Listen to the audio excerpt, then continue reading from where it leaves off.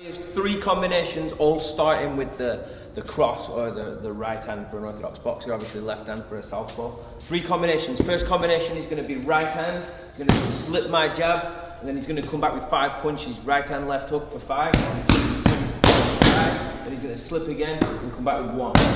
So it's a right hand slip, 5 shots, slip, right hand to finish.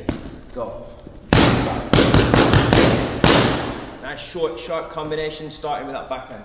Second combination, we're starting with the right hand, and then we're going to come back to the right side of the body, whip the uppercut in, and finish on the left hook. So it's only a 3-punch combination. So we're starting with the right hand. He's going to recoil and reset into his back leg, throw the uppercut, left hook. All right, nice and simple, but it's good for shifting that weight back to the right side to double up the right hand.